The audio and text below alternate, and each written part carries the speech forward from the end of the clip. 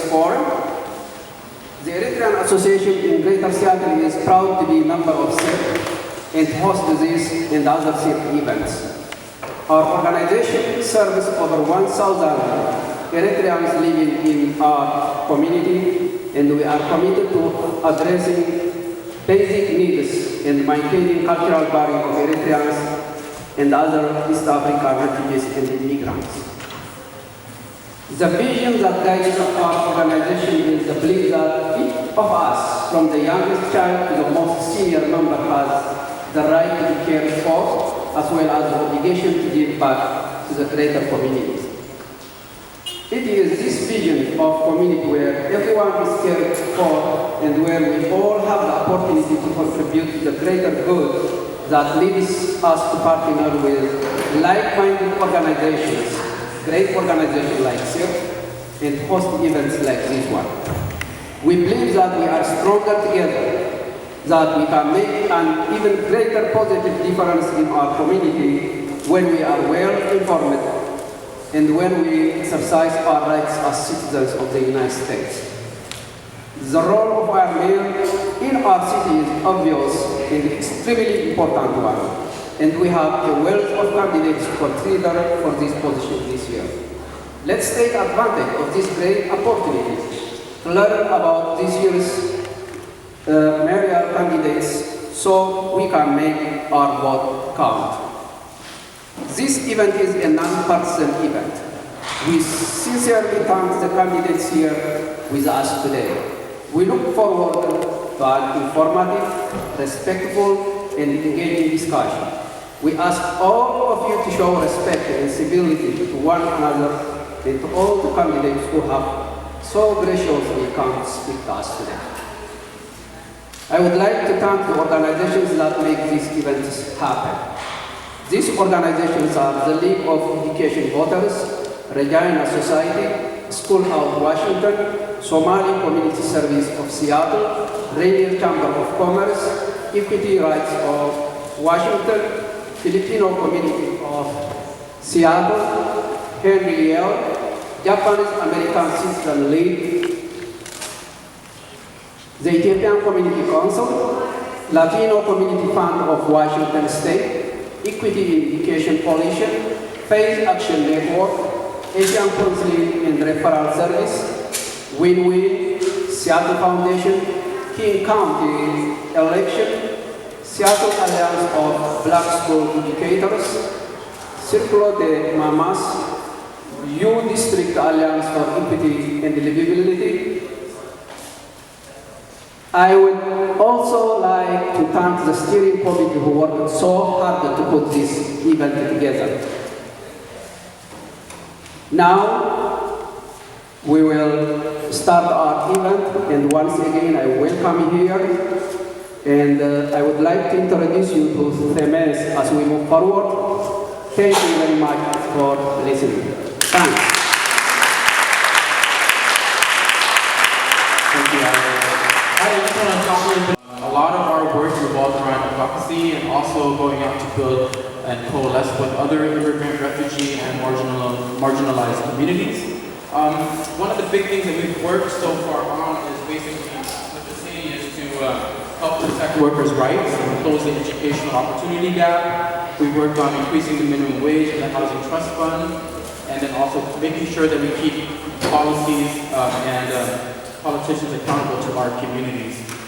Really big shout out to a lot of our youth volunteers and the youth that have been with CIRCC. So big hand to them, they've done a great job. Thank you.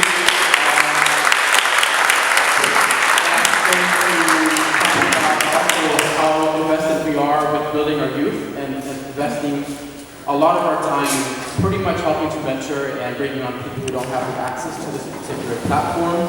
So I'm very happy to actually be working with CIRCC. So yes, we comprise over probably 3 different multi-ethnic, multi-generational communities.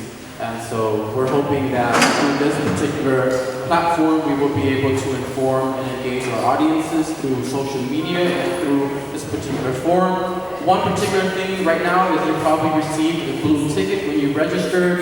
That blue ticket is whenever you feel you are ready, if you can drop it off to one of those boxed polling stations at the end there.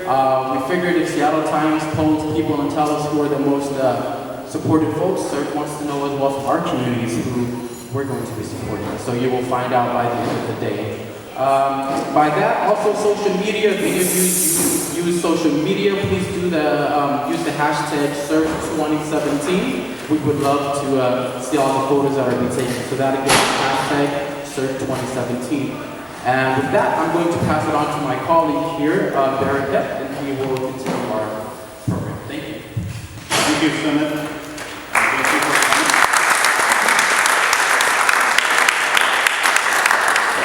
And I'm going to talk about why voting is important, so that it is something that is close to my heart, so I have something prepared, that I have to talk about.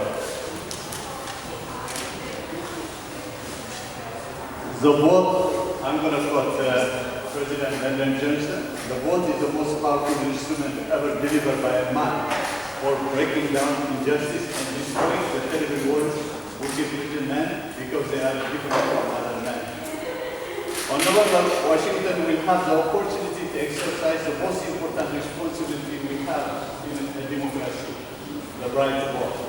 Voters will choose from candidates at every level, from legislative representative to a county commissioner, city council, members, and mayor.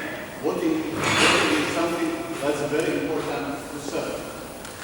When we don't endorse political candidates and can tell you who to vote for, we can tell you how to vote for candidates of your choice. We are in the business of educating the public on the importance of voting, and we ensure that they know how to vote so that every vote counts.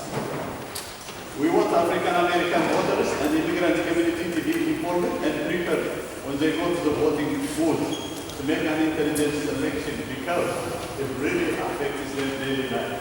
Most immigrant community do not experience voting in their respective countries.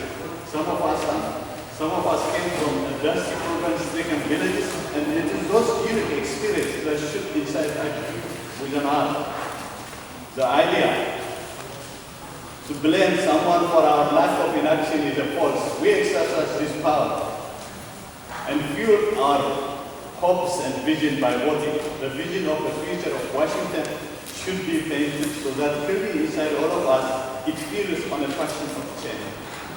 Change that will come about when we vote. It should be this very vision that propels the youth of today to exercise the power, lay firm foundation for those who are coming after us. This election day CIRCC encourages you and family to play an important part in our great democracy. Your vote will help determine the future of our state and the future of our government, of, by, and for the people.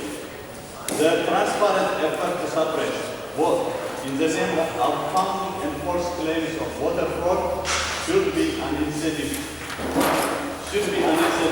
for every Washingtonian to go to the polls, not an excuse to stay home. Voting is not, nor should be clearly used as partisan issue. It is an essential issue of citizenship and democracy. When we vote, we honor the sacrifice that others have made. Freedom, that is ours as Americans. Nevertheless, most people will acknowledge that the right not to vote is a part of the freedom that as Americans we exercise. It is just that when we don't vote, we give a greater weight to those ballots on those who do. So please participate in the democratic process that sustains the blessing of liberty that we work so hard to protect. Remember, every vote counts. Don't let anyone count you out. I thank you for our sponsors, in particular the Seattle Foundation, King County. Without your help, it would have been impossible to organize such a forum. Clearance, I'll pass. Thank you so much.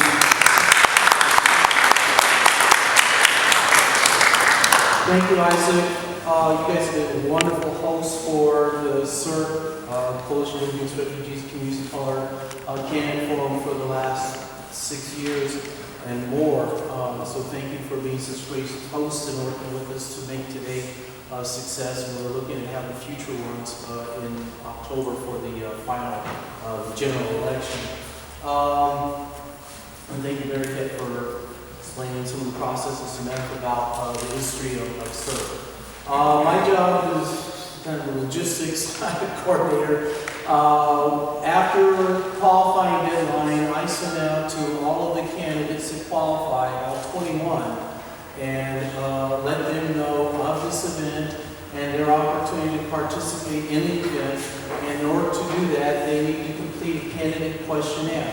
Those questionnaires are on the table in the back there on the left-hand side, next to the little boxes that have their pictures on the front, so that you can see their candidate questionnaires, what they submitted, in addition to what they've termed, what they'll discuss today. So that was the process in terms of identifying and seeing who was interested in participating in the process. Some 11 candidates responded. One of them was not able to make it. He already had a prior engagement, and unfortunately, Carrie Moon was not feeling well. She had to leave just now, so she wasn't able to stay. But the other candidates are here. The 10 of them responded, and we hope to hear some great information from them today. We have, after I contacted the candidates, then Ms. Joyce Yee made contact with the candidates to determine which round they would participate in. Since there were 10, it's just too many for one big forum, all at one time. So we split up into 2 panels. There's a panel this morning, roughly 10:30, or as soon as I get done talking, to about 11:45. Then we'll have lunch in the back, so please stay. There are candidate information on one table. There's voter registration in the back. There's a candidate straw polls there. We've also got a petition from some students from the University of Washington, UW Premier Student Association, and they'd love to talk with you about some issues that are going on at the UW. So take some time during that lunch break to find out what they're involved in and what their issues, concerns are, and how you might help. There will also be a presentation, a performance by the Cambodian dance troupe during the lunch break.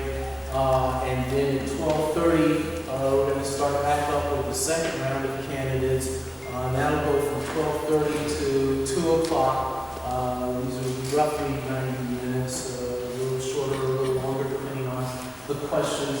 And I've got to remind everyone, we do have a timer. Guy Ashley from AFIL Brandon Institute, one of our sponsors.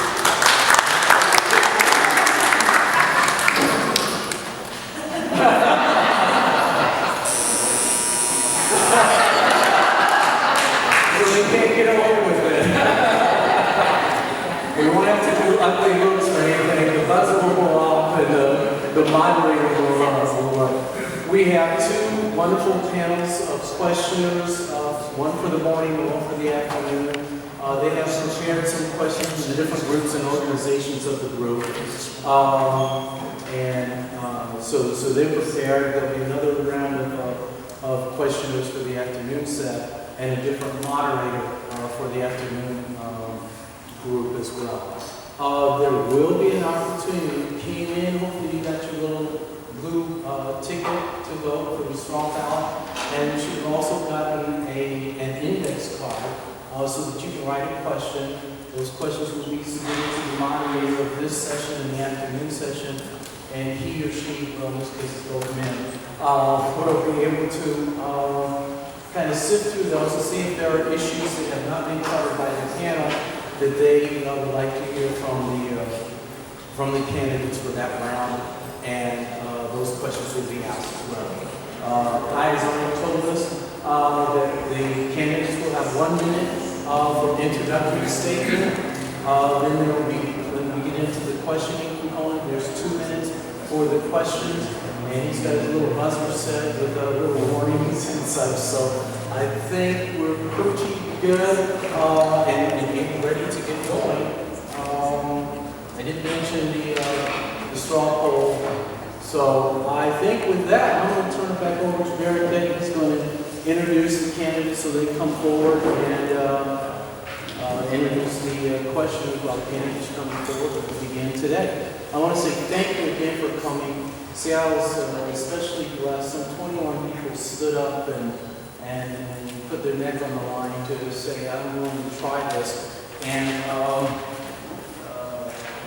have their voice heard, and so that was fantastic.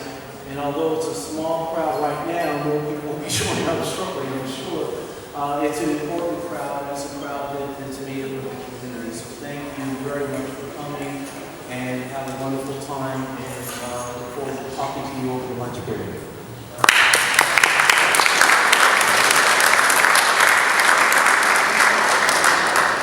Thank you, Clarence, for explaining.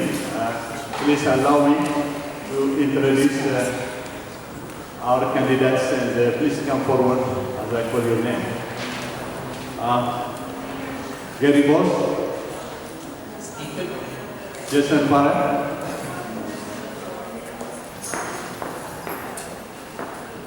Bob Hasagar, Mike Megan, Nikita Oliver. Please give them a round of applause.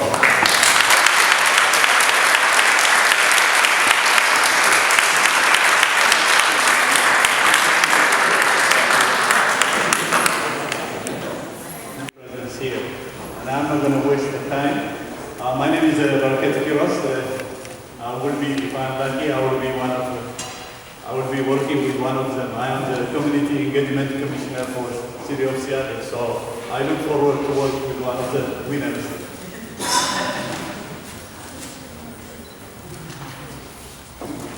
So I'm going to start the question.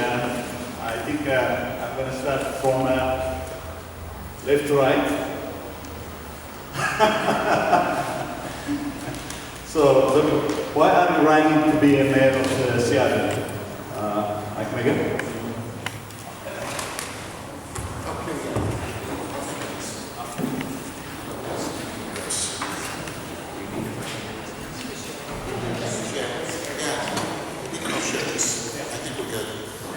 I mean, feel for that, whether you want to see. How much do I have for my opener? 1 minute. 1 minute. Okay, thank you.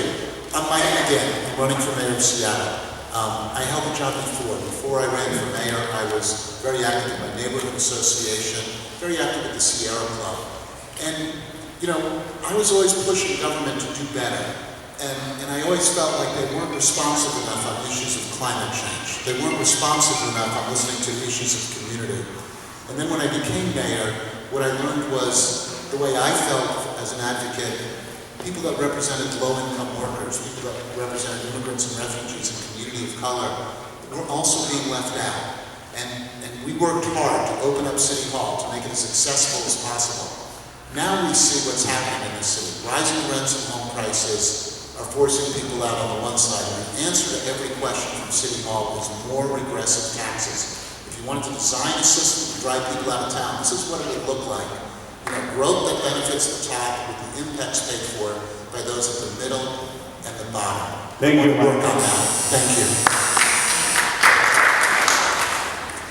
Good morning. My name is Jessie Farrell, and I wanted to thank you for spending a beautiful Saturday morning in the summer to hear us talk a little bit about why we're running. So thank you so much. I grew up in the Lake City neighborhood. I worked at Yesler Terrace as an AmeriCorps volunteer after college. I went to law school and wanted to work on land use and transportation issues because I believe deeply that cities should work for people.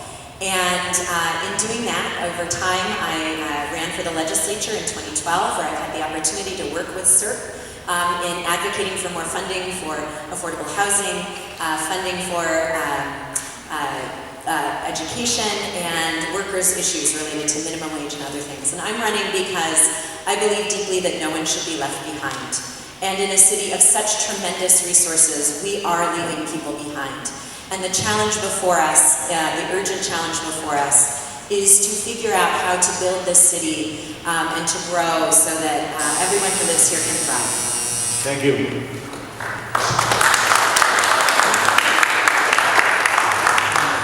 Good morning. Thank you so much for having us in this community developed space. My name is Makita Oliver. I'm an educator, a lawyer, and a community organizer. I'm running for mayor because we cannot wait for our city to truly be about transformational change, to truly be about affordable housing and responding to the state of emergency around homelessness. We have a school district that is $74 million in debt. And as we're here thinking about what it means to truly be about serving our immigrant, refugee, and communities of color, we have to acknowledge that education has been an unfulfilled promise for so many of us. And our city has to be invested in those changes. I'm also running for mayor because of our youth. A young man came into our program at Creative Justice yesterday, an alumni, and he said, Miss Makita, I want to go to law school, and when I'm finished, I want to run for mayor. Will you help me? And this is a young Native and Black youth who prior to his election probably never thought this was something he could do. And so I believe that through this election, we are transforming not just what our city looks like, but what opportunity looks like for our communities.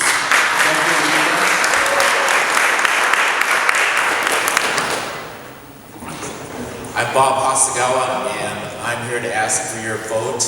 I've been a long-time labor and social justice activist. I've worked for the benefit of communities of color for many, many years now. I first worked with the Eritrean community when we were trying to organize a lot of the port owner-operators down there, which is a great entry job, but has no voice in the process of either the working conditions or now in the political sphere.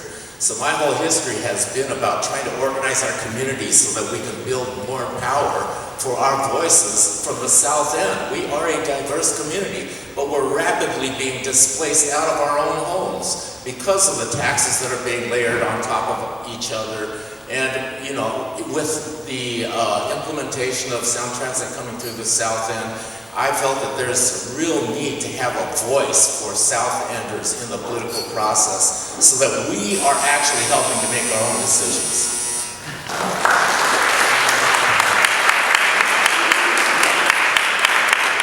Thank you, candidates. Without further ado, I'm going to pass to three of our ladies to question, and the questions are very simple. So I hope I will ask a little bit restrained comment on the issue, and I'd like to see more civility, and I shall see as I do. Joyce, Salam, and Danai, they're going to ask questions respectively.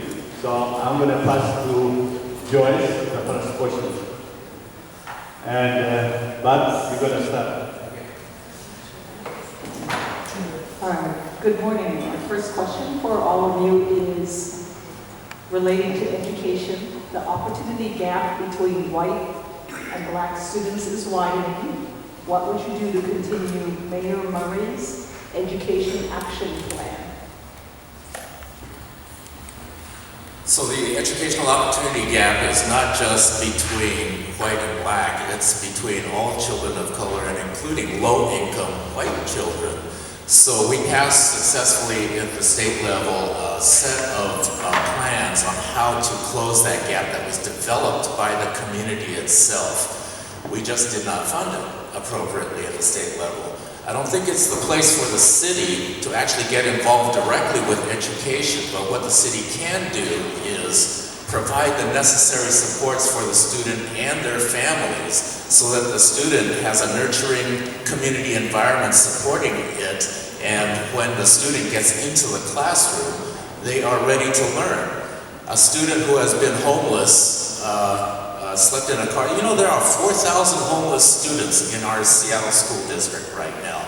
In the wealthiest city, in the wealthiest country in the history of the world, that's unconscionable. We cannot tolerate homeless families and youth, especially when we're all about trying to talk about closing the educational opportunity gap. So, this feels like more than a minute, actually, so I'm just going to keep going. So I'm sorry. We have to give them 2 minutes for each one. I'm sorry, I thought that was 2 minutes. Okay, so the time is up. Thank you.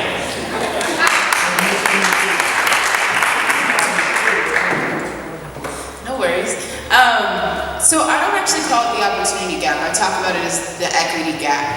Because really it's about where we've allowed resources to be. If we look at our city, there are some schools that have access to very robust, very wealthy PTSAs, and there are schools like Rainier Beach that have not received even a remodel since the 1970s. And so a few things that I know the city can do. First is we can reinstate our family support worker program, which ensure that there are wraparound services available for young people in schools where there are high needs. And we have over 3,000 homeless youth in our school district. Those family support worker programs are essential to ensuring that every young person has access to the human services that can help them to be classroom ready. The second thing is we can expand creative justice to ensure every young person has access to the arts and text education. And the third is we need to be asking for impact fees from our developers. Impact fees mean that we can expand the structural opportunities in our city to ensure that every family has access to the right resources.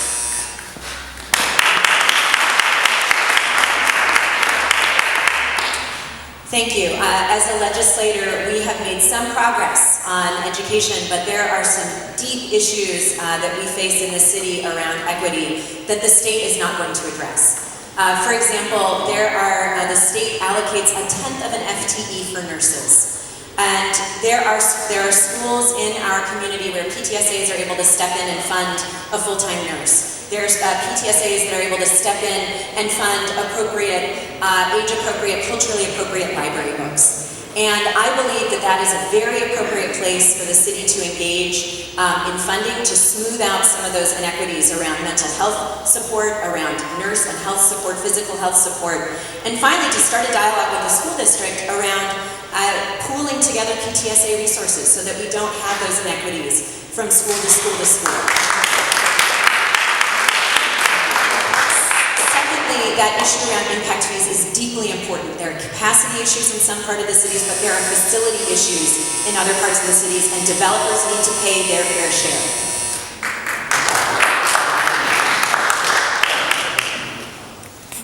Yes, I would continue the plan, and I would look to continually reinvigorate it as well. And the way you do that is by listening to people. You know, that's what we did when I was in office. We held the Youth and Family Initiative. We had 3,000 people come in small groups. We provided translation services. We listened to parents about what they needed for their kids to succeed. And what we heard was it's not just about the school, it's about everything else too. And that meant we put health centers in schools. We have to look at that. The Youth Violence Prevention Initiative was expanded to help those kids that were getting into trouble. We launched Creative Advantage, which funded arts programs in the schools that didn't have the wealthy PTSAs. So this is the role of the city can touch families in so many different ways. We have to prioritize it, and we have to listen to the community, and that would be my objective in taking on the gaps we see, which are deep. One more thing, we have to make it easier for people to move into the school district, into the neighborhoods that have the best schools.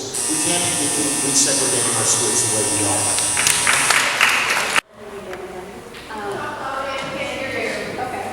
Hear me now? Yes. Okay.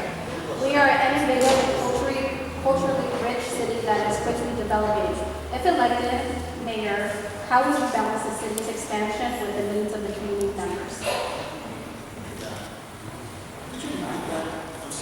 Okay. We are an innovative and culturally rich city that's quickly developing. If elected as mayor, how would you balance the city's expansion with the needs of the community members? Yeah. Well, I was mentioning this in my opening statement. I think the biggest challenge about the job growth in the city is the upward pressure it's putting on housing prices, both rents and home prices. And again, we've seen a tremendous growth in the city budget over the last 3 years. It's grown by $250 million.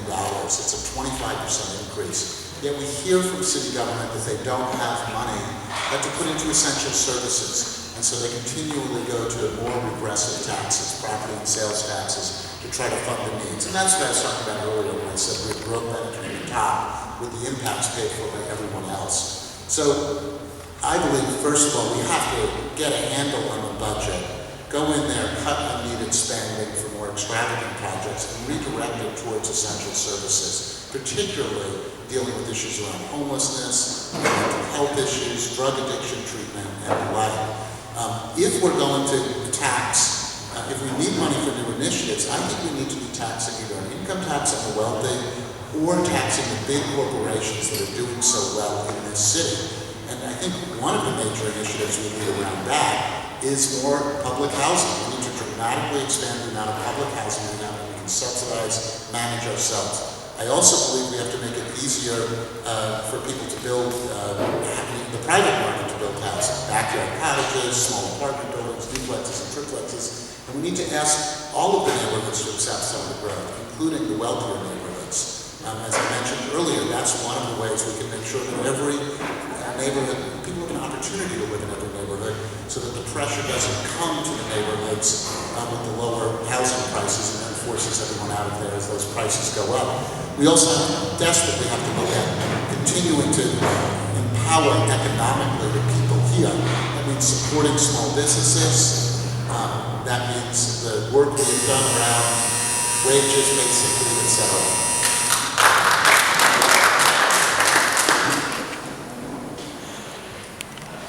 I believe that affordability is one of the deep challenges that this city faces, and my view is that we need a citywide plan that leaves no neighborhood off the hook in terms of accommodating the people who are here currently and who want to be here. What that also means to me, though, is that there is no cookie-cutter approach, that our neighborhoods and the diversity in our neighborhoods and the community bonds that are in our neighborhoods need to be protected and nurtured, and that we need to nurture the cultural assets as well. And so that means to me, most importantly, that we need dialogues with each, we need public involvement around what our neighborhood growth plans look like. And there are three things that really animate that for me. Number one, this idea of self-determination, and that people should really have a meaningful say in what is happening in their communities. That it is the role of a bureaucracy to ask and listen and then transform and change proposals to reflect what people want and need. And there's some really good examples, I think, where that is happening and places where we need to do better. I think, for example, the Ethiopian community of Seattle, the affordable housing development that's happening where you have a facility for seniors and then also early learning happening in the same building. We need more facilities like that in this city. There's a dialogue happening with the University of Washington around how, as that campus is growing, how they are going to better accommodate the people who work there, who cannot afford to live near their jobs. And the city should be pushing big entities like that through our permitting process to push on employers to make sure that they're providing supports, whether it's access to affordable childcare, bus passes, or housing itself, so that people can be living and supported near the jobs that they have. So that is my belief, that we need a neighborhood by neighborhood plan that realistically looks at what it means to accommodate. We had 100,000 people move here in the last 10 years. And without the plan, we're now in a crisis. And so we need that community by community dialogue to figure out how we're going to do that. Thank you.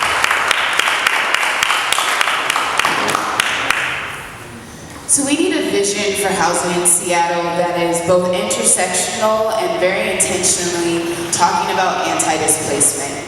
I remember when I was living in the Rainier Beach neighborhood and the light rail was first built and many people's homes and businesses were taken by eminent domain. I also remember when the first luxury development got built by the Othello station and thinking, I'm gonna go there and look for housing, and I couldn't afford an apartment. And so we have to have a strategy that says we can all have our moderate earners and our low-income earners living in any neighborhood in our city, because that matters. So I think the first thing we do is we ask our developers for more affordable housing. 2 to 11% just simply isn't enough. What that says is some neighborhoods are for rich folks and some neighborhoods are for poor folks. The second thing is we have to invest in public housing. Our city has a $5.6 billion budget with a $1.2 billion general fund, which is fungible. Why aren't we investing more money in housing that the city gets to determine what affordable means? In this city, the average median income goes up by $8,000 to $10,000 every year. If we're using the HUD definition of affordable, it simply is not affordable for those of us who aren't getting those income gains.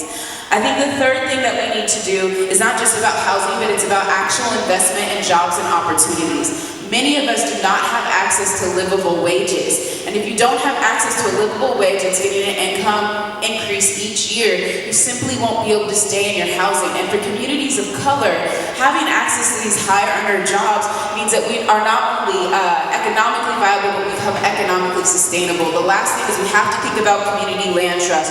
Ownership matters, especially for communities that have been both historically and presently kept out of the property market. We deserve to own homes so we can build our own economic viability for ourselves and for our future generations.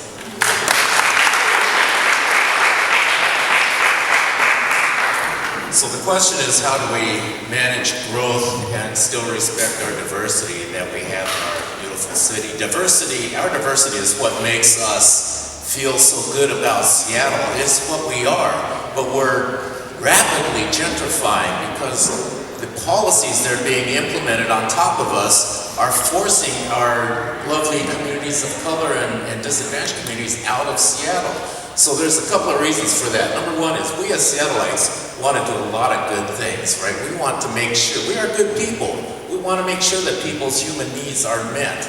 But we keep going back to the same regressive tax wells every time to fund those needs. So they'll ask for a property tax to do this good work, or another property tax, excess property tax levy to do that. That pyramiding on top of itself, when a lot of these services should be provided by the general fund itself, are just displacing and making it cost prohibitive for people on fixed incomes or lower middle incomes to even stay in their homes. The reason that I live in the house I grew up in, I'm fortunate enough to do that because my family built an anchor house for my family way back in the day in the mid-50s, 1950s. I am lucky, I'm privileged to be able to have had access to that. But there are many of my neighbors whose children cannot afford to live in Seattle anymore, who are living now on fixed incomes, and you can see the neighborhood transforming out there. So we have to change that policy, but fundamentally, we've got to revert the way that our government makes these decisions. We are totally a top-down government anymore. It's not of, by, and for the people. It's of, by, and for the people who've got money. People are controlling the decisions from the top and then imposing them on us at the neighborhood level. My MO is to reverse that, to put the people back in charge.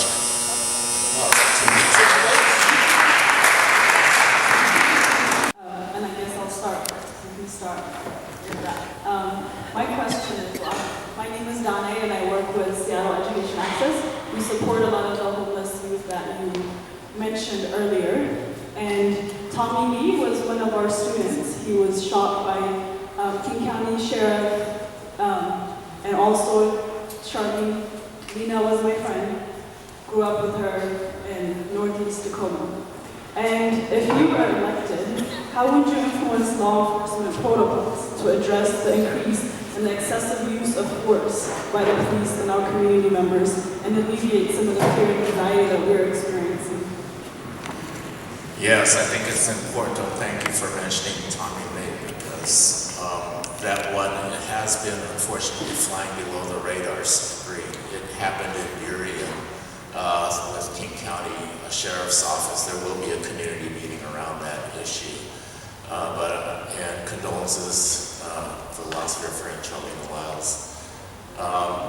The city of Seattle has taken this issue on, tried to take this issue on with the passing of the ordinance, and that contains a lot of the recommendations of, well, some of it comes from the task force from last year on the police use of deadly force. That set of recommendations was put into the form of legislation, which we tried to pass last year, which included training as fundamental, which included independent oversight, third-party oversight of the police department, which included changing the statute to make it easier to bring justice for these families. So, unfortunately, that did not pass the legislature. So it is now in the form of an initiative, Initiative 940. We should all be signing on to the initiative, actually, hopefully, and promoting that effort here I think it's coming on the ballot in November. Maybe it's next year. Anyway, 940, please sign 940. So a lot of it focuses on the training or the lack of training that's happening right now. You know, it's really, there's no excuse for a police officer to not have their alternative, the tasers. I didn't feel like wearing a taser because it was bulky, so just left it at home and didn't charge it. I mean, what kind of excuse is that? Oh, I'm sorry, the time's, I didn't hear Buzz. Well, you see you hold the time up sign and then...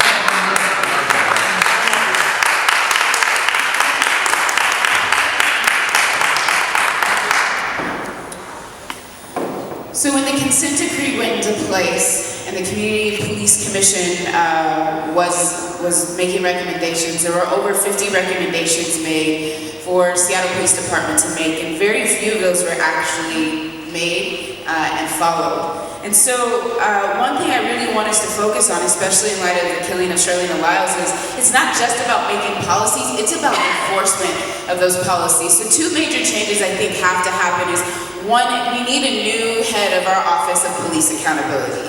Pierce Murphy did not even show up to the forum post Charlene Lyles killing to hear what community had to say, regardless of whether or not he could make a statement. And neither did the chief, which in my opinion, it is her job to show up to those forums, to hear community voice, regardless of whether or not she can make a statement. The second thing is, even if we get the new legislation passed through, what it's still missing is a strong civilian oversight piece. And as communities of color that are persistently over-policed, we deserve the opportunity to be a part of the investigations that determine whether or not misconduct occurred. And this is not just about ensuring that discipline happens, this is about rebuilding community trust. Communities of color and low-income communities have very little reason to trust the policing institution. And if we're serious about community policing, communities of color and low-income communities have to be involved in those investigation processes. Third, when we look at the new CPC that'll go into place, there will be 21 members of that commission.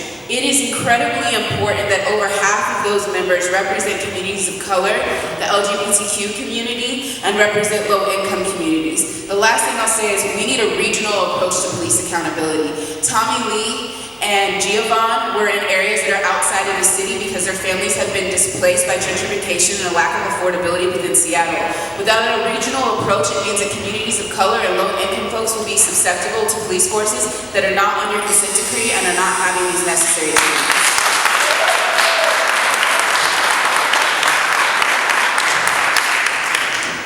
Thank you. It is something that I think we all believe, that no one in our community should call for help and open the door and then be shot dead by the police. And so while there has been some progress that has been made under the consent decree, clearly there are systems in place that are not working. And the next mayor is going to have to look really carefully at how to make those systems work better. I think there are a few things that need to be done. Number one, we need to make sure that officers have much better health, much better training, and much better supports around mental health. There used to be a program until 2004 where community support officers were available.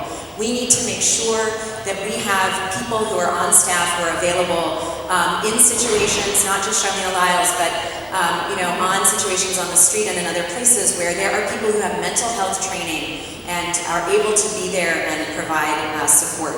Secondly, we need to look at the training and recruitment of our officers. I support going to the state legislature and changing the law so that we can have permanent residents be part of our force. We need to make sure that we're recruiting and giving bonus and different kinds of experiences as we are recruiting and training police officers so that our police force is more reflective of the communities that are over-policed in Seattle. And then finally, we need to be looking at the legislation that was passed by the City Council. We do need to speed up implementation, but I also think that we need more transparency. We need to be looking at the CPC who serves on it, the length of their the length of the time that they serve, and how they're chosen. So as we are moving forward, we need to make sure that there is more transparency, that third parties have the opportunity to be involved, whether that is the community, other police, other PDs, and so those are things that I would prioritize as mayor.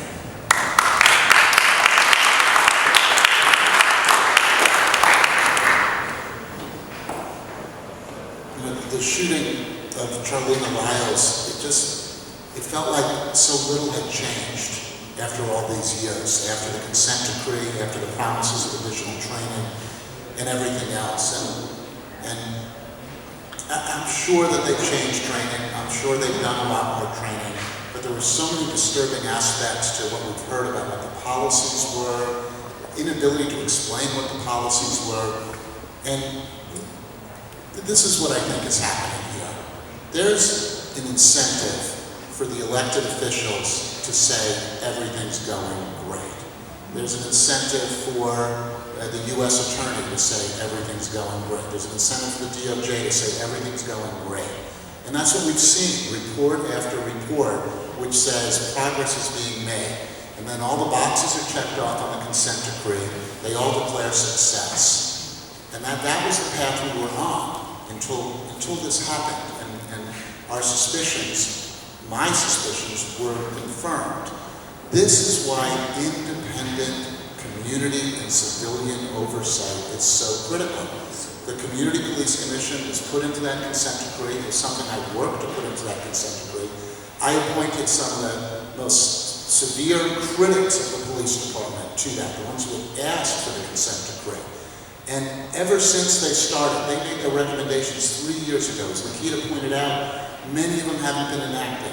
They're pushback on them to have power and authority to look at this. So if we want to continue the same cycle, then let's keep, entrusting it to the same processes we've used. If we want to break the cycle, we need independent civilian oversight, which means a community police commission with real authority. And I think what we need right now is to bring in third parties and truly audit the process of reform. Because we've lost confidence that it's working. And let's get back to it.